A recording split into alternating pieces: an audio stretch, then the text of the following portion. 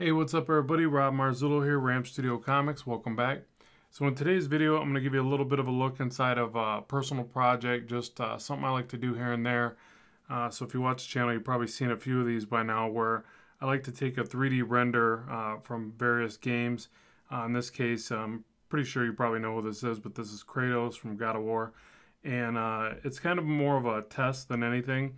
So I'll take the image and just scale it up and try to grab as much detail as I can from the image. So as I work through this, I'm using the layers, and I'll build up on the layer by taking a variety of brushes, in case of the flat round or smooth round brush, and I'll sample by holding my finger over a certain area of the existing paintwork, or if I need to introduce a new color. Now I can't sample from the 3D image. This is using this split screen function on the Apple iPad, and using Procreate obviously to paint.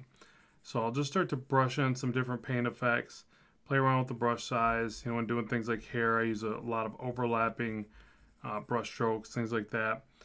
And then as I start to build up onto it, I'll add new layers, and I'll actually set the blending modes to something that I need, like for instance multiply.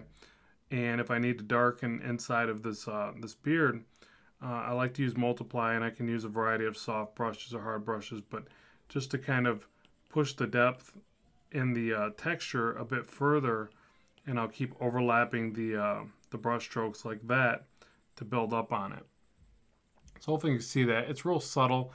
I tend to work pretty subtly as if that's even a word, subtly as I work to this area. Now you see as in the beginning stage, it's very mucky and just kind of loosely thrown in there. Notice I'm actually throwing in some blue. But what's nice is I can move each one of these around independently. And you see there's lots of great detail in this side of the face that I still have to add.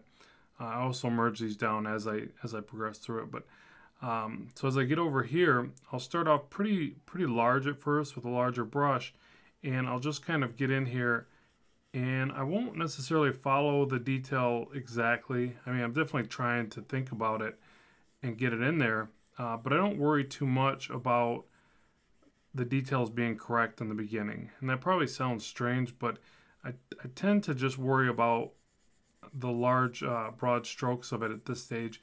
And I can always tweak, I can always maneuver things. Now, I don't feel that I have as much room for edits inside of a app like this, like I would in, like, say, Photoshop or Manga Studio or something like that. But I can still pretty much get the job done. And I use a few different workarounds. Like, for instance, it would be amazing if this software had the liquefy feature or something, but as far as I know, it doesn't. And I have to use some layering methods to cut and move things around and physically soft erase the edge, where in things like Manga Studio and Photoshop, you don't have to worry about that, especially with Photoshop. Like, one of the things that Photoshop just has that just none of them seem to have that works as well as liquefy.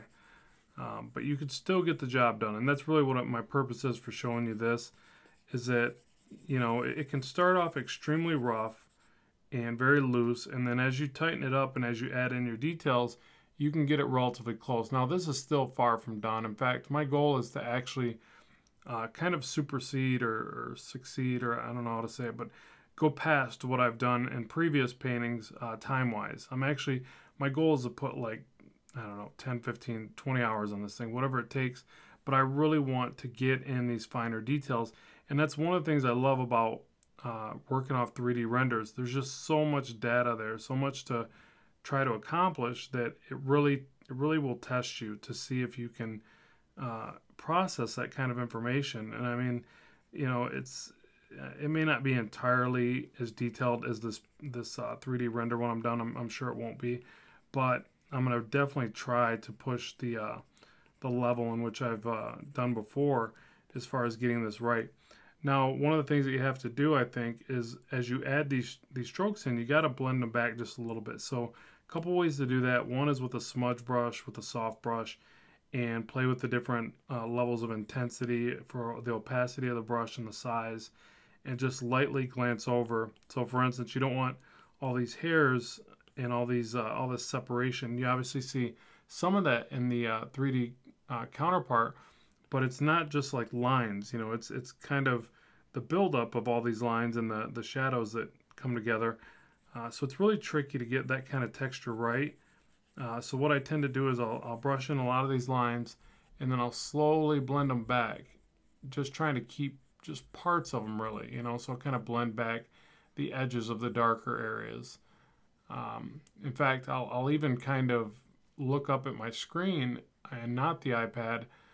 So, you know, I have a larger screen kind of attached to it, and I can utilize that almost like almost like the feeling of a Cintiq, or I guess using like the Intuos tablet, but basically just using the benefit of the larger screen to see into what I'm doing a bit more easily. So just kind of pinching the screen with two fingers and relocating it, and then just finding these areas that need to be pushed back. So this is really how I build up the texture. Now obviously you can use things like texture brushes, and you could probably save yourself a bit of time. But I'm trying to, you know, build up the texture as I go, and slowly work up to the detail. And again, using layers if I have to throw that in there. Grab a specific color. Try to always give it a little bit of another color instead of just grabbing dark all the time.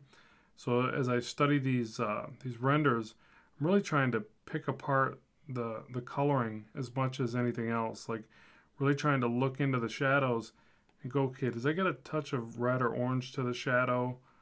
You know, a touch of brown or whatever it is, and you know, really trying to pay special attention to that as I go here. So then I might zoom in, and again, I'm on a layer. So what this allows me to do, I'm going to try to get these little dimples in the skin, kind of, and the way I kind of perceive those is just a series of little dots.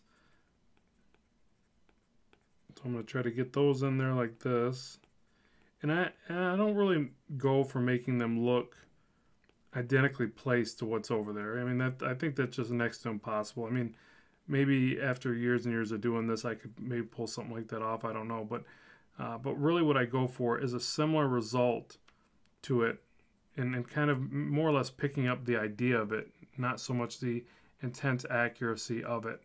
So I want to learn, you know, why you really use these types of textures together, and why they make the skin look more accurate, more realistic. And you see, like just like that, I ended up making mine too repetitive than what you see over to the side. So I'm also paying special attention to things like that because I want to just realize what mistakes I might be making in my own work that don't allow it to look as realistic. Now, since this is on a separate layer, I can also just blend some of these back. So there's that extra level of edit if you need it, by working on a kind of a slow build-up method to, you know, things like this. And obviously, you know, being in tight like that, you could really waste some time there. But if you're going for that hyper-realistic, you might need to. And the other thing is, you can now take this when it's built up like this, and you can do like a Gaussian blur, and you can slowly blur just that layer. So there's lots of room for edit there, and slowly testing the effects. And then if I'm just mindful of the layer, I'll add as much as I can to this layer and then merge it down. And you can see I'm way off on I like to actually try to work on the same scale as well. So I can see now that I placed those too far over and a bit too small in comparison. And it's every time I add something, it also shows me that you know, the beard line is off and things like that. So I'm constantly studying these shapes, and I'll show you a little technique there for rectifying little inaccuracies like that. I'll also test out some texture brushes as I go and see if any of that helps, or, you know, helps or hurts it or whatever. So I think that's a little much.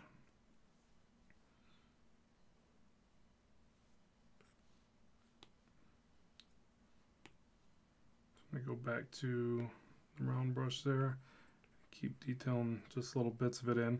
So again, it doesn't have to be perfect, but I do want to get lots of those little tiny textures in there. What I find too that works really well with stuff like this is not being afraid to scribble, not being afraid to just jump in there and kind of doodle on the work. It's really important that you're just okay with putting lots of little texture in here if you're going for this type of look. You know, if you really want to try to get any kind of realism, then you got to be okay with lots of tiny little details and textures. So you can see those little specks are kind of all over the place. And I could probably just stipple a little bit and then change the brush size as I go. Probably be a bit quicker anyways.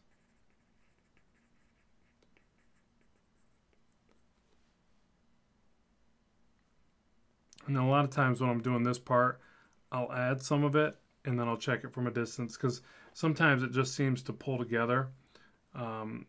But, you know, again, this is going to be one of those things where I just really take my time and pick at it. In fact, I should have mapped the time, but I think I probably already got 3-4 hours into this. I mean, probably at least that.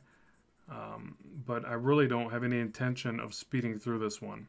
So I do that with a lot of my pieces, is I'll get into them and I'll have this motivation, or I'll be inspired to do something.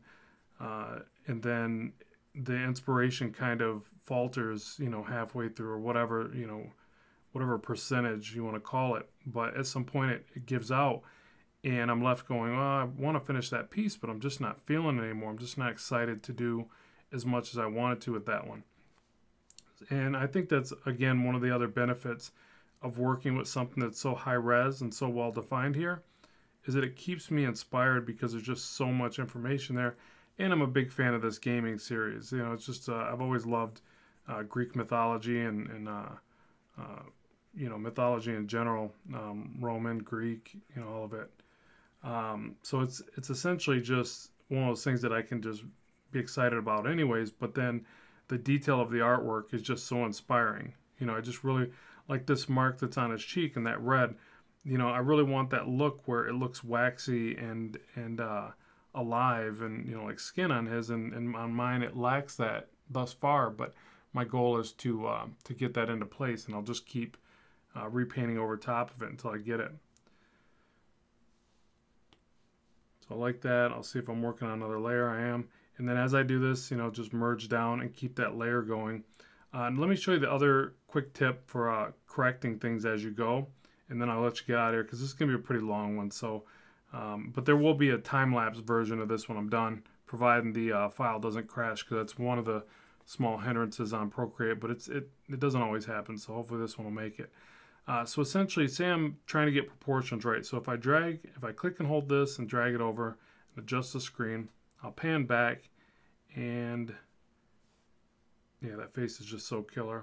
I hope I can capture that intensity, that look. But say I'm trying to get the proportions right, because I've got the beard a little misshapen. I think the nose, his is a bit wider and things like that. So what I'll tend to do is draw a guide layer over top. So I started off just by brushing in paint. I didn't pre-draw any of this.